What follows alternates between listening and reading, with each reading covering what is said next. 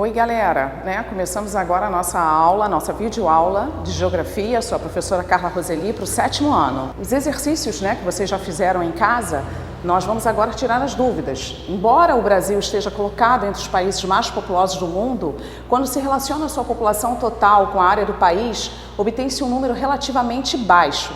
A essa relação de população versus a área, damos o nome... Bem, vocês perceberam que o Brasil... Ele começa o seu processo de ocupação justamente na área litorânea, Aí passamos por diversos ciclos econômicos, desde aí do ciclo do pau-brasil, cana-de-açúcar, aí até chegarmos o café, junto com o café, a urbanização.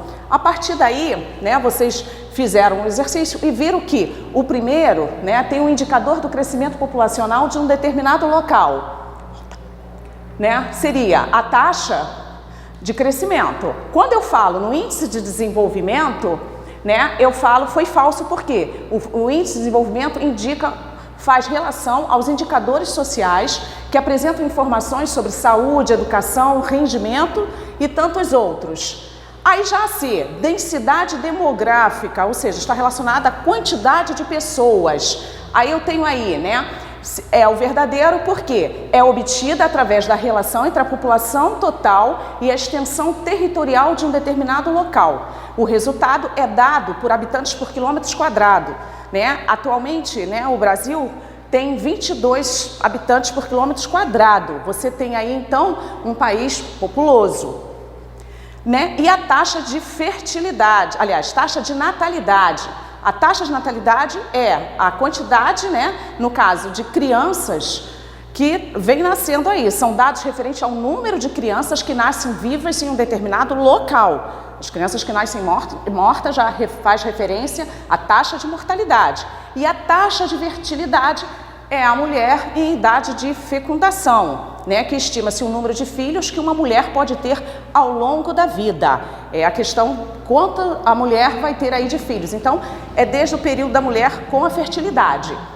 A 2, a questão 2, faz a referência quando a população está distribuída de maneira irregular no território. A região do Brasil que apresenta o maior número de habitantes. Lembrando que logo no início eu disse a vocês que a nossa ocupação se deu pelo litoral com a exploração do pau-brasil. A partir daí, veio o ciclo do café, onde intensifica o processo de urbanização com o ciclo do café e recebemos um grande número de imigrantes. Então, destas questões, das 5 regiões oficiais pelo IBGE, qual delas que vocês marcaram? A norte, a sudeste, a centro-oeste, a sul ou a nordeste? Vamos lá? Fizeram? Então vamos lá. A norte possui a segunda menor quantidade de habitantes, aproximadamente 15 milhões.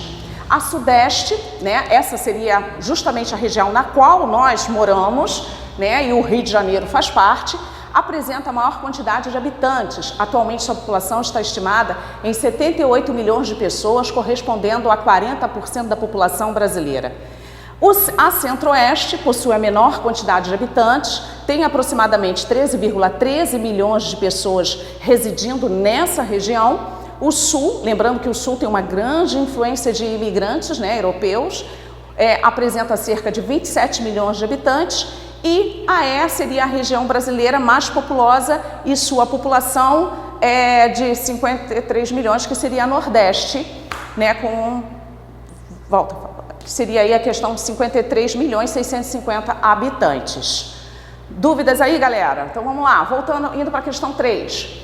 Sobre os conceitos de população relativa e população absoluta. Vamos lá, população relativa e população absoluta. Como o próprio nome diz, absoluta, o geral, o total. Você tem o número total de habitantes de um local? Pode-se chamar uma área ou região de populosa quando ela possui uma grande população absoluta? Uma área com elevada população absoluta é considerada uma área densamente povoada? Ou densidade demográfica é a divisão da população relativa pela área do local? As áreas onde a população absoluta é grande são chamadas de áreas de grande concentração populacional? Qual das alternativas vocês marcaram? Foi justamente a letra B, densidade demográfica. É um conceito populacional referente à média do número de pessoas residentes por unidade de área em uma dada localidade. E é geralmente medida na relação de habitantes por quilômetros quadrados. Já a absoluta, o Brasil é populoso, refere-se aí à quantidade de habitantes de um país ou região. E o povoado, refere-se à população relativa ou densidade demográfica, que é calculada por meio da divisão da população absoluta pela área ocupada. Se vocês analisarem lá no livro de vocês, que eu tenho certeza que vocês também estão pegando o livro didático e estão analisando os mapas, antes de fazer, vocês deram uma lidinha lá, na expedição 5 e observaram que ele vem todo trabalhado, todo detalhado essa questão. Vamos lá, para a questão 4. A migração. Olha, migração pode ser definida. Bem, queridos alunos, vocês sabem muito bem como é que quando vocês estão conversando demais, eu faço. Migra. Você quer migrar, Quer vir aqui para frente, migrando ou quer emigrar? Escolhe. É justamente esse conceito que, geralmente, constantemente eu estou trabalhando com vocês. Então, vamos lá. A migração pode ser definida como a entrada de imigrantes em um determinado país, a saída de imigrantes de um determinado país para outro ou o deslocamento populacional pelo território de um país. As políticas públicas de controle de natalidade implantadas pelo governo para controlar o crescimento populacional, será que tem a ver com isso? Qualquer deslocamento espacial realizado por uma pessoa ou por parte de uma população?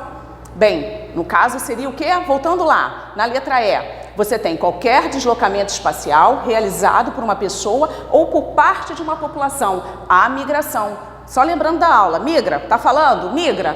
Então, corresponde ao deslocamento de uma pessoa ou de uma parte da população sobre o espaço geográfico. Ela pode ser de modo temporário ou permanente e internacional ou dentro de um mesmo país. Por isso que eu sempre peço para vocês migrarem. Próxima.